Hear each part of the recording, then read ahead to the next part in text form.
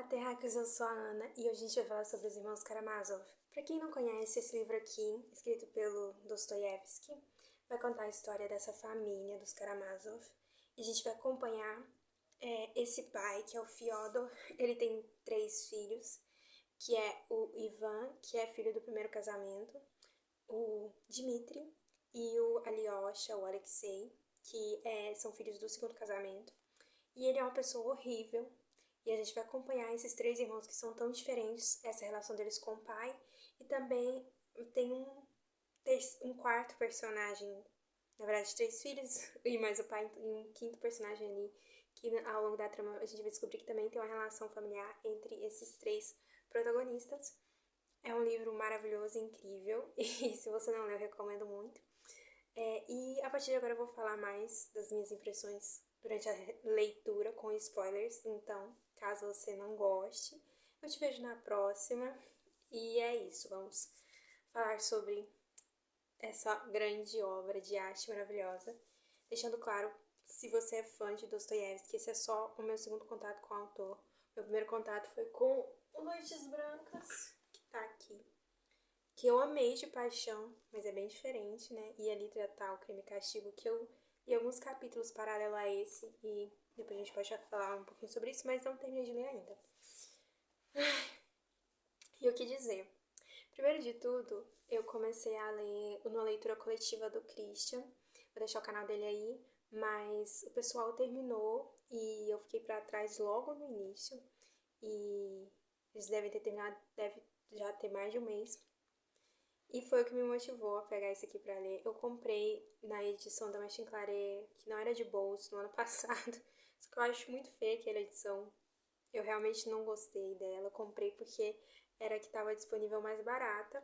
E, tipo, uma semana depois lançou essa edição aqui que eu achei tão linda. E aquela também eu não tinha gostado do cheiro do papel. É tipo uma coisa aleatória, mas eu achei o cheiro muito forte. E aí acabei que eu comprei, porque eu sou uma pessoa visual. É o mesmo texto, exatamente a mesma coisa. É uma tradução indireta. Essa tradução é do Herculano Vilas Boas. Conferi aqui, mas tenho quase certeza que é isso mesmo. É, Herculano Vilas Boas, mas ele teve uma revisão do Oleg de Almeida. E vou conferir isso também, só pra ter certeza. O que me deixou mais tranquila, porque eu confio muito no trabalho. É isso mesmo, o Oleg de Almeida tá aqui. E eu confio muito no trabalho dele e eu achei uma edição muito boa de se ler. Aquela outra eu passei para um amigo e espero que ele goste da leitura porque ele também gostou da edição, então todos saímos felizes. Mas eu achei confortável, tanto o tamanho para ler, não é tão pesado, é legal de segurar. E a diagramação não é uma letra miudinha, eu não enxergo tão bem, né? Então tem essa vantagem. E é isso, eu pretendo reler no futuro com a tradução direta do russo, mas assim, daqui uns 5 anos. Agora, fora essas questões técnicas, gente, eu li o prefácio do autor, geralmente eu não leio prefácios, porque eles vêm com spoilers, né? Mas quando é o autor que escreve, eu gosto bastante de ler, né? Porque o autor vai falar ali o que ele acha que deve. Eu achei tão incrível, tão maravilhoso, revolucionário. Porque o que acontece? A gente, eu senti muito a voz do Dostoiévski ali naquele prefácio. Tipo assim, vamos ler o prefácio? Vocês têm tempo, né? Eu também tenho, então vamos lá. Que eu acho que aqui a gente já pode ir falando sobre aspectos da história enquanto a gente lê o prefácio. É tipo 2 páginas só. Prefácio do autor. Ao iniciar a biografia do meu herói, Alexei Fyodorovich Karamazov, sinto certa incerteza. Na verdade, embora eu chame de meu herói, sei que ele não é um grande homem, mas assim antevejo fatalmente perguntas como estas. Em que Alexei Fyodorovich é extraordinário para ser escolhido como herói do leitor? O que ele fez? Pelo que ele é conhecido? E por quê? Eu, como leitor, tenho motivos para consagrar o meu tempo a percorrer a sua vida? O Alexei é o irmão mais novo e a gente começa aqui essa trama. Ele vai dar um pequeno contexto de quando os meninos eram crianças, vão falar como o pai era relapso, como era uma pessoa horrível. E depois a gente já chega quando vai acontecer a parte principal da história. O Alyosha tá no mosteiro, ele é aprendiz de um sacerdote, vou falar sacerdote, mas de um dos líderes ali daquele mosteiro, e ele fez esse voto, né? Enfim, ele tá se preparando para fazer esse voto de... Gente, eu sou muito ruim para as nomenclaturas, né? De outras vertentes religiosas, mas assim, ele tá... Vou falar de... É um aprendiz. É um aprendiz e ele tá se preparando para se tornar um mestre. Olha, a gente conseguiu chegar lá. E aqui eu achei muito interessante, porque eu não me lembrava do prefácio durante a leitura, e o Alyosha se tornou meu personagem favorito, tanto que eu tenho algumas anotações falando assim, eu gosto muito dele, mas não sei se devo gostar, porque eu sabia que aconteceria um crime durante a trama, não sei de onde eu tirei isso, porque eu não tinha pesquisado sobre o livro antes, eu prefiro não ler sinopse, não saber muita coisa, mas aí não sei porquê, voltei e reli o prefácio do autor, porque esse prefácio eu acho incrível, né? E eu falei, então o Alyosha é o protagonista, né? E Alyosha, se você não sabe, é o apelido de Alexei, Vânia de Ivan e Mitya de Dmitri, tá? Provavelmente, então, aí no meio do vídeo, se eu falar mais de um nome pros personagens, é por isso, por causa dos apelidos. E aqui na história você já pode ir sabendo esse detalhe tão importante. O Urso geralmente tem disso, né? Uns 5 nomes sobre esse personagem. A última pergunta é a mais delicada, pois só posso responder. Talvez você mesmo, leitor, vai descobri-la no romance. A última pergunta é por que a gente deveria gastar nosso tempo, porque realmente é muito tempo, com o Alyosha, né? Pois bem, e se você ler o livro sem achar o meu herói extraordinário? Digo isso com pesar, pois já o adivinho. A meus olhos ele é extraordinário, mas duvido muito de poder convencer o leitor a concordar comigo. Isso aqui eu entendo muito porque as grandes coisas que acontecem na trama não são movidas pelo Alyosha. Apesar de que ele foi eleito como protagonista pelo Dostoiévski, ele tá ali na trama quase como que um mecanismo de equilíbrio entre os dois irmãos, pelo menos na minha interpretação. E eu não sei, gente, como eu disse, não pesquisei sobre o livro, mas eu comecei a ver a última live do Christian e parece que alguém disse que o Dostoiévski não teve tempo de escrever mais livros, porque esse livro aqui é dividido em vários. Porque ele morreu, parece que 2 meses depois de encerrar. Então, assim, eu pensando, gente, eu queria muito que ele tivesse tempo, porque vamos chegar lá no final, né? Mas eu acho que ainda tinha muito a se falar do Alyosha especificamente, porque a parte do livro depois do grande acontecimento fica muito focado no Mitya. E a gente vai falar do Mitya ainda. De fato, ele... de fato ele é muito ativo, com certeza, mas de forma um tanto vaga e obscura. Aliás, seria estranho em nossos tempos exigir clareza das pessoas, eu até grifei essa frase, porque eu sinto, você não pode exigir clareza de ninguém, você tem dificuldade de ser claro, eu pelo menos tenho, às vezes eu entro em discordância comigo mesma, então como eu posso exigir clareza dos outros, né? Entretanto, há algo além de qualquer dúvida, o nosso herói é um homem estranho, diferente, até mesmo original, e ele é realmente, gente, assim, o Alyosha, ele tem muito de acreditar nas pessoas e ele, quando ele se entrega ali à emoção, ele te surpreende em vários pontos e tem pouquíssimos momentos fofos nessa história aqui. E eu vou dizer pouquíssimos porque eu acho que tem um momento fofo e é com o Alyosha e depois isso fica, sabe, solto, né? Solto entre aspas, sabe? Ele não retoma essa coisa fofinha. Mas o Alyosha é pra mim muito fofo. Todavia, a sua estranheza e originalidade, longe de garantirem o direito à atenção, são prejudiciais, sobretudo quando todo mundo busca coordenar os indivíduos e descobrir algum sentido geral no absurdo coletivo. Quase sempre, original é o indivíduo que se situa à margem, não é verdade? E isso é incrível, né? Porque se você for olhar uma pessoa que é original, uma pessoa que vai contra as tendências ou que cria tendências, ela não tá no meio da massa, né? Ela se destaca e às vezes ela é até excluída daquele ambiente que ela tá por ser original, né? A quem discordar, afirmando não é verdade, ou nem sempre é verdade, posso reafirmar o valor de meu herói. Pois não somente nem sempre o original é o indivíduo que se situa à margem, mas ao contrário, talvez seja precisamente ele que esteja presente no próprio coração de seu tempo. Enquanto seus contemporâneos se distanciam dele, levados por correntes e modismos passageiros. Aqui talvez ele esteja falando dele mesmo como autor, né? Eu não conheço a história do Dostoiévski, mas eu senti muita originalidade no jeito que ele escreve o texto. Aliás, em vez de enveredar em expedições confusas e sem interesse, eu teria simplesmente começado a nossa história sem este prefácio. Se a minha história for cativante, ela há de ser lida. Mas acontece que para uma só biografia, imagino 2 romances. E é aqui 2 coisas. Primeiro, essa questão de se a minha história é cativante, ela vai ser lida. E eu senti que ela era muito cativante. Mesmo os capítulos lentos, porque existem momentos de lentidão aqui, ainda assim não fica desinteressante, sabe? Eu não só li por obrigação. Li porque, de fato, existia um fluxo ali no texto que me cativou. E essa segunda parte, eu não sei, não tenho certeza dessa informação, mas talvez esse seja o primeiro romance e esse segundo romance que ele tinha vontade de escrever não chegou a gente. Não sei, né, gente? Infelizmente, o autor não teve tempo de vida para continuar, mas já escreveu muito, né? Já temos bastante coisa para pensar sobre. O principal romance seria o segundo, a narrar as ações do meu herói no tempo presente. Mas acho que não, tá? Isso aqui eu acho que é mais ele falando sobre o início da trama, em que vai tratar da infância dos personagens e da construção deles, de como que eles se tornaram homens. E a segunda parte é como que esses homens vão lidar com como esses homens precisavam de terapia, todos eles. E o pai deles precisava de ir pra cadeia, na minha opinião, com todo respeito, né? Todo respeito nada, ele era terrível. Ok.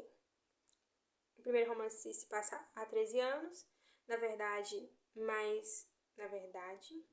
e é só um momento da primeira juventude do herói, como eu acabei de falar. Mas ele é indispensável, pois sem ele muitas coisas seriam incompreensíveis no segundo romance. Entretanto, isso apenas aumenta o meu constrangimento. Se eu, que sou biógrafo, acho que um só romance bastaria para um herói tão modesto, tão vago, como apresentar 2 romances e justificar essa minha dupla pretensão. Perdendo-me nos labirintos dessas questões, decido-me a fugir delas, deixando-as suspensas. Mas voltando aqui nessa questão de a primeira juventude, o Alyosha ainda é um adolescente no final dessa história, tanto que eles estão no tribunal, a gente vai chegar nisso, e aí eles falam que o Alyosha é apenas um adolescente, então fico aí a pensar, né? Isso seria só o primeiro romance, o segundo seria o Alyosha adulto? Nunca saberemos. Mas eu gostaria muito de ler Alyosha adulto, nossa, muito. Ok, deixando as suspensas. Naturalmente, o leitor astuto já adivinhou desde o início que deixá-las suspensas era a minha intenção e não deseja que eu perca um tempo precioso com palavras inúteis. A ele digo que fiz por polidez e também por astúcia, para que todos estejam avisados entre aspas. Ademais, agrada-me que meu romance se divida em 2 narrativas, sempre conservando a unidade fundamental do seu todo, também entre aspas. Depois de conhecer a primeira história, o leitor verá por si mesmo se vale a pena abordar a segunda. Sem dúvida, todos são livres, é permitido fechar o livro já nas primeiras páginas da primeira história para nunca voltar a abri-lo. Mas há leitores meticulosos que desejam ir até o fim para não deixarem de ser imparciais no julgamento do romance.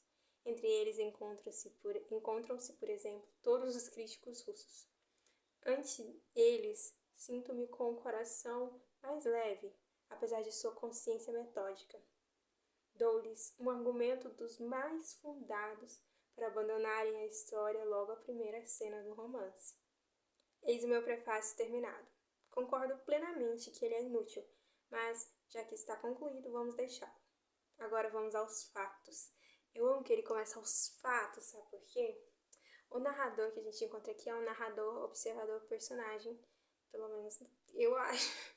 Mas é um narrador que ele fala, aqui na nossa cidade, e eu vi, e ele tá lá no julgamento, e eu escutei, sabe? É um narrador que ele não é um personagem da trama em si, mas ele conta como se fosse, de fato, uma biografia e não uma ficção. O que é muito incrível, essa forma que ele escolheu de narrar. E eu não sei se era uma tendência da época, porque em Guerra e Paz não é tão explícito, mas o Tolstói também usa essa narrativa de nossa Rússia e o que nós fizemos durante aquela batalha, sabe? Então, assim, encontrei essa semelhança, mas eu sei que Tolstói e Dostoiévski, eles não trocaram figurinhas, né? Até onde eu sei, eles quase se viram uma única vez, mas não deu certo. E, gente, talvez eu esteja ficando completamente louca, porque, né, é um livro muito grande, mas eu tenho quase certeza que o Tolstói é citado aqui em algum momento. Eu acho que eu até grifei, mas não vou procurar agora. O que eu achei interessante, esse aqui foi a última obra do autor, certo? E eu creio que tem muitos que tal. Eu creio que talvez tenham coisas que ele trata ali em Crime e Castigo que depois que estão sendo tratadas de forma semelhante aqui. Porque a gente tem esse julgamento, né? A gente tem o crime, a gente tem o castigo. Olha que tese bem fundamentada, né? Mas eu vou ler o livro e depois a gente pode fazer uma análise mais aprofundada. Só que assim, eu como Ana Paula, tá? Meu nome é Ana Paula, aliás. Mas assim, eu não tenho nada a contribuir. Já falei, não sou estudiosa do assunto, não estudo literatura, mas eu senti que esses 4 irmãos, na verdade, porque tem o Simidiakov, acho que esse é o nome, gente. Esse é o pior nome. E eu não decorei em nenhum momento da trama, mas o Valete, né, o filho ilegítimo. Mas esses 4 irmãos, e até o pai, eu vejo que talvez eles sejam aspectos de personagens que representam camadas sociais da Rússia daquela época. Mas eu trago muito do que eu li em Tolstói também para isso, porque são esses 2 autores que eu tenho de referência quando o assunto é Rússia do século XIX, mais nada. Nenhum estudo nem nada, tá? O que eu acho que o Fyodor, que é o pai, ele é a representação de uma sociedade degradada, em decadência, que busca apenas os próprios desejos e não se importa com mais ninguém. Algo assim que muito atual, né? O Ivan, que é o filho mais velho, eu acho que ele seria muito a representação de uma sociedade que rejeitou a religião e está caminhando mais para uma vivência mais racional e partindo ali do ateísmo, tanto que tem aquela questão de que ele que conversa com o Smidyakov e fala que se Deus não existe, tudo é permitido, certo? E dessa conversa, teoricamente, segundo o Valete, seria ali de onde ele tirou a motivação para o assassinato, culpando o Ivan por isso, né? O Dmitri, né, pra mim, o Mitya, eu acho que ele seria muito uma figura do homem russo padrão, vamos dizer assim. Não no sentido ruim, mas aquele russo que bebe vodka e briga com ursos. Falando aqui de guerra e paz, né? Mas muito essa imagem, né? Eu acho que aqui no livro eles falam que de todos o filho mais parecido seria o Ivan, né? Se eu não estiver enganada, mas eu acho que o Mitya se parece muito com o pai dele. Tanto que eles ficam ali afim da mesma mulher, né, gente? Mas eu ainda vejo o Mitya como alguém que vive seguindo ali suas próprias emoções, mas ainda tem valores morais, ainda tem uma ali uma consciência, né? Coisa que o pai dele não tem. Já falei. Se eu não falei, falo aqui agora. O pai desses meninos, o Fyodor, devia estar na cadeia. Mas tudo bem. O Alexei, pra mim, é a figura ali de uma pureza, da verdadeira religião, da verdadeira ligação com o divino, sabe? De que a verdadeira religião não está em atos, tanto que a gente ali dentro do mosteiro vê pessoas que estão fazendo penitência, sabe? E pra mim, isso não é a verdadeira religião, como pessoa religiosa. A verdadeira religião é cuidar das pessoas, e pra mim isso o Alyosha faz brilhantemente, do início ao fim. Ele é o equilíbrio entre os 2 irmãos e entre o pai mesmo. Todos gostam muito do Alyosha e é maravilhoso. Ele é uma pessoa assim que ele foi escolhido como protagonista, mas acaba que muitas vezes ele fica como secundário nessas confusões dos irmãos. Mas, sabe, ele é o elo. Sem o Alyosha ali, eu acho que a coisa teria sido bem pior. Mas isso é o que eu acho, né? Eu fiquei com tanto medo, gente, dele ser o vilão, entre aspas, dele se decair. Mas não aconteceu, pelo contrário. Eu acho que a jornada do Alyosha foi de amadurecimento. E eu fiquei muito satisfeita com o final dele, que não é um final, tem um final aberto, né? A gente termina aqui o último capítulo com o Ivan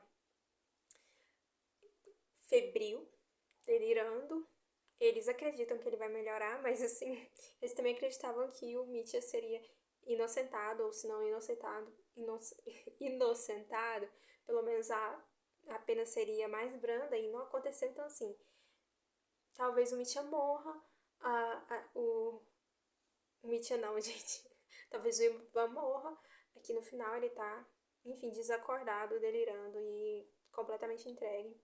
Às vezes até o próprio Satanás, porque ele diz que vê, né? Enfim, a gente pode falar sobre isso daqui a pouco. O Mitya tá indo, né, pro exílio, mas vai tentar fugir. E o Alyosha falou pros meninos, eu senti uma vibe tão Sociedade dos Poetas Mortos, esse é o nome daquele filme que eu nunca quero rever na minha vida, que é uma coisa muito triste.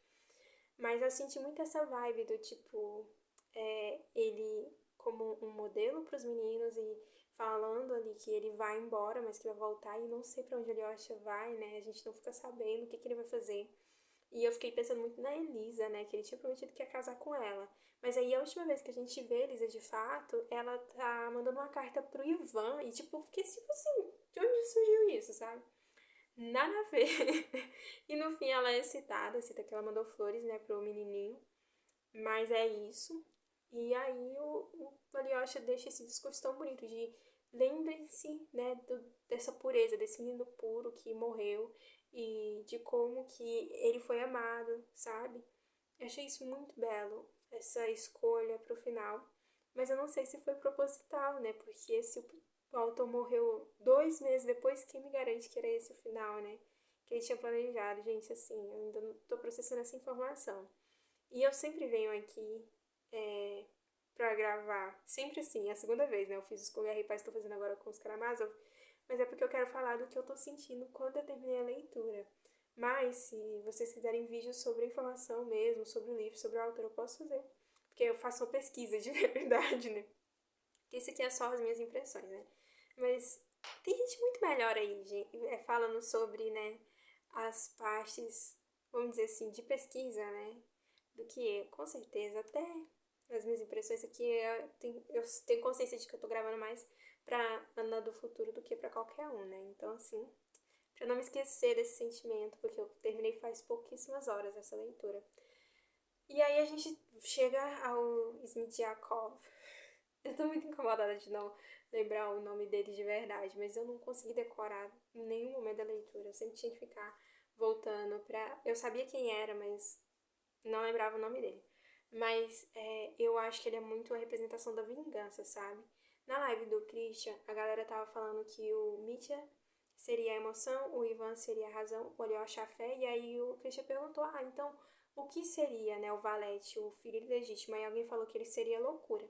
Mas eu penso que ele seria uma figura da vingança, de como que se a gente for, como sociedade, pro caminho da vingança, não da justiça, a gente vai decair dessa forma, sabe? Em que a gente vai cometer atos absurdos e que não vão levar a nada, porque no fim ele acaba tirando a própria vida e, assim, eu acho que ele não fez isso por culpa, como eu penso que as pessoas devem seguir essa linha de raciocínio. Eu acho que a culpa correu mais o, o Ivan, né?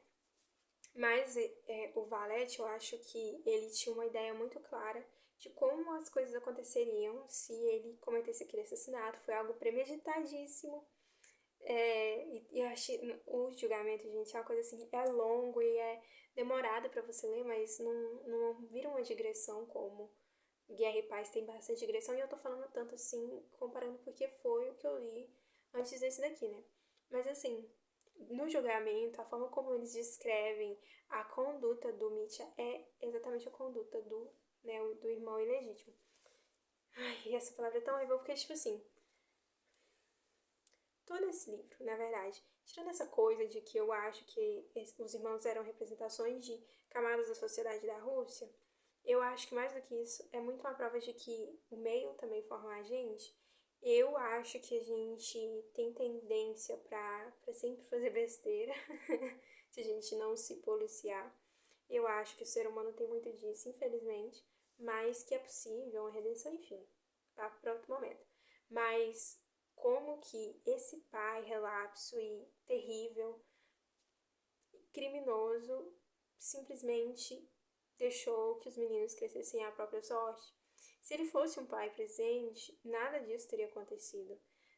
Nada, absolutamente. E se ele não fosse um ser humano horrível, na verdade, o Smidyakov nem existiria, porque ele é fruto, né, de um estudo. E eu nem sei se eu posso falar essa palavra do YouTube, mas ele é fruto ali de uma violência contra uma mulher que era incapaz, sabe? E é terrível essa história, sabe? Eu lendo, eu ficava assim, chocada. Gente, como assim? Como assim? Que história horrível, que história horrorosa. E fica por isso mesmo, sabe? Não tem justiça para essa mulher. E ali o menino cresce vendo os irmãos, né? E sabendo que os irmãos vão ter uma herança, tanto que o advogado do Mitchell fala isso. E ele cresce alimentando essa noção. Ele sabe que ele também é filho, mas ele é só o cozinheiro da casa. Se ele. Enfim, é uma história terrível. E ele é um personagem horrível. Ele é um personagem que, assim, eu achei muito difícil de engolir, vamos dizer assim. É igual o Mitch. O Mitch, assim, gente, que personagem insuportável, sabe? O Ivan eu ainda acho mais ok, mas, nossa, o Mitch é difícil de aguentar ele. Ele é muito aquela. Falei sobre isso, né? Sobre como eu acho, o que ele representa, né? Mas ele é muito aquela figura do homem que, quando ele consegue o que ele quer, ele não quer mais. Como se. É muito imaturo. Ele não é o irmão mais novo, mas pra mim ele é o irmão mais imaturo. Beleza. De tudo isso, eu queria muito também falar sobre a Grutchenka, que eu não sei se é assim que fala o nome dela, né? E a Kátia, né? Que são as mulheres ali protagonistas, vamos dizer assim, né? A Grutchenka é a grande, entre aspas, é o pivô da separação, não. É o pivô da grande briga entre o pai e o filho, né? Entre o Mitya e o Fyodor. E assim, eu achei ela uma personagem muito escrita pra mexer com a trama, sabe? Eu achei, sei lá, falta um pouco de profundidade, talvez, porque ela parece ter umas motivações muito estranhas. No momento que ela vai visitar a Kátia, por exemplo, eu pensei, gente, ok, né? É, o jeito que aquilo foi escrito, sabe?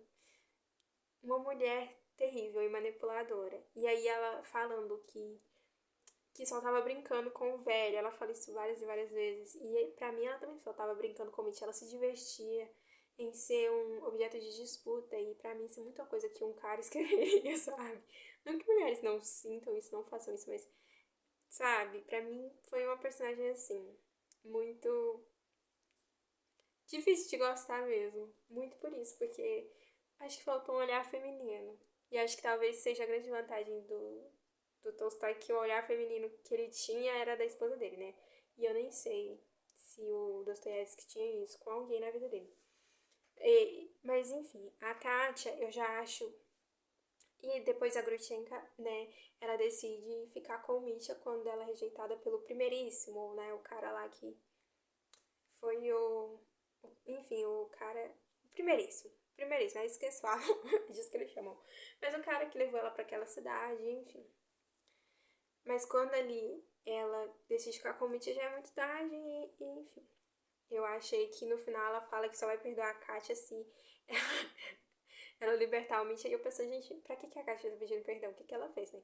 Claro, a Kátia, na hora do julgamento, tipo assim, gente, ela fez a coisa mais idiota que ela poderia ter feito, porque ela jogou o Mitch na fogueira, vamos dizer assim, né? Ela que trouxe a prova final pra isso, mas eu acho que o resultado seria o mesmo, porque, enfim, o júri, né? A minha impressão que ficou enquanto eu lia é que o júri já tinha a decisão tomada antes de ouvir o julgamento, sabe? E eu acho que muito disso aconteceu ali porque foi um caso público dentro aqui da história, né?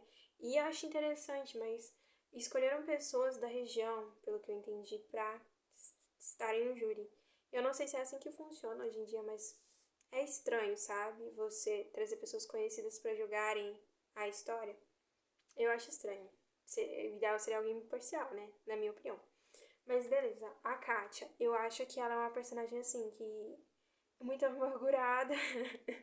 E, tipo assim, ela toma as piores decisões pra ela mesma, sabe? Ela é muito autodestrutiva, na minha opinião. Porque pensa, se o Dmitry, desculpa, se o Ivan foi ao julgamento e se declarou culpado daquela forma toda, será que, se caso ele se recuperar daquela febre, ele vai ficar de boa com a Kátia?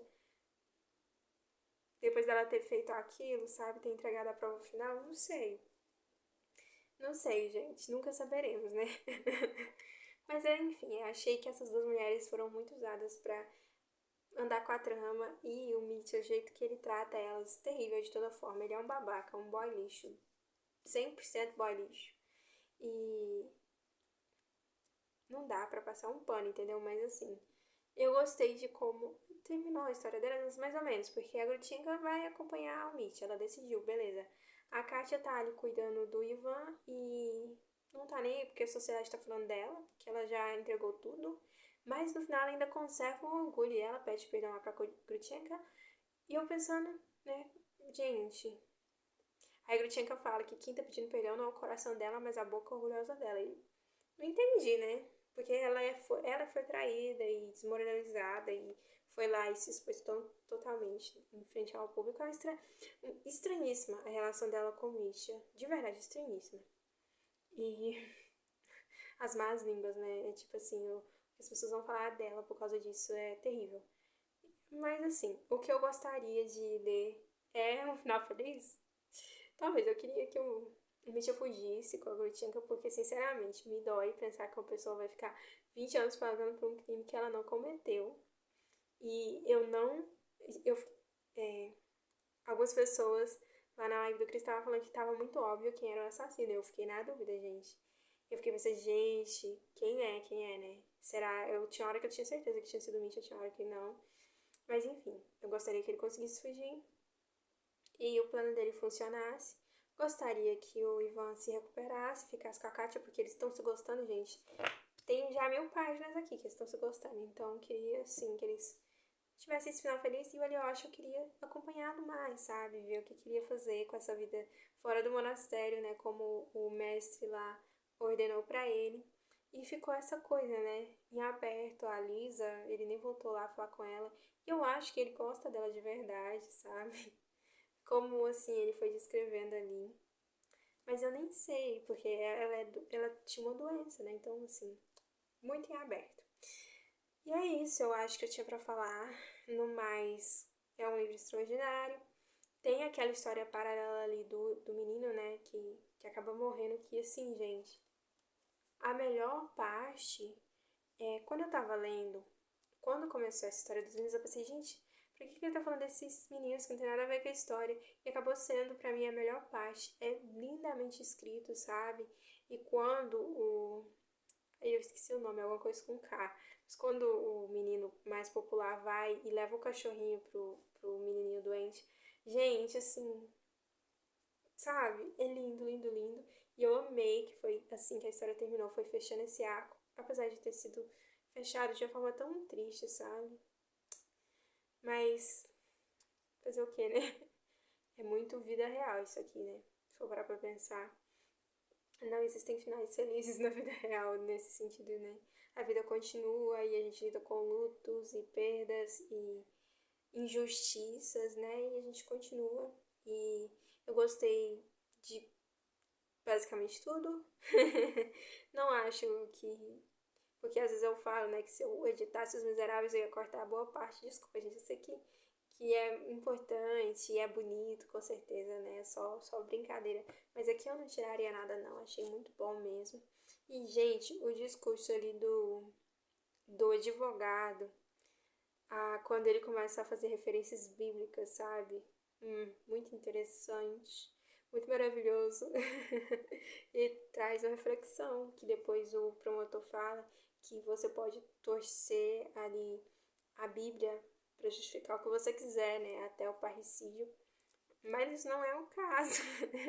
De fato, o cara era inocente, né? Caramba, se crime e castigo for algo nessa linha, ainda bem que é menor, né? Enfim, eu me diverti nada. Eu sofri, gente, sofri pra caramba. Mas foi muito bom, a leitura é muito boa. Não é uma leitura difícil, tá? Tem uns capítulos grandes, mas esse livro aqui eu me desprendi total. Eu parava no meio do capítulo se eu tava meio cochilando, porque eu leio bastante à noite antes de dormir. Aí eu parava no meio do capítulo e depois continuava, normal. Então eu dou essa dica aí. Eu sou a pessoa que gosta de terminar o capítulo pra parar a leitura, mas nesse aqui eu abri mão disso e foi ótimo. E não é difícil não, tá? Só é longo. Fora isso, dá pra entender tudo direitinho. Os nomes são um pouco confusos, mas não faça como eu, que esqueci de fazer a lista de personagens. E faça sua listinha e não se esqueça, né? Nomes e apelidos. E é isso, gente. Espero que vocês tenham gostado das minhas opiniões. Não sei se dá pra gostar de opinião de alguém ou não, né? Mas espero que vocês tenham gostado desse vídeo. Deixa o like, deixe seu comentário aqui se você já leu esse livro. Me conte o que você achou também. E eu vejo vocês na próxima. Eu tô ainda pensando qual vai ser o próximo calhamaço. Provavelmente vai ser Senhor dos Anéis. E eu vou dar uma pausa em Crime e Castigo.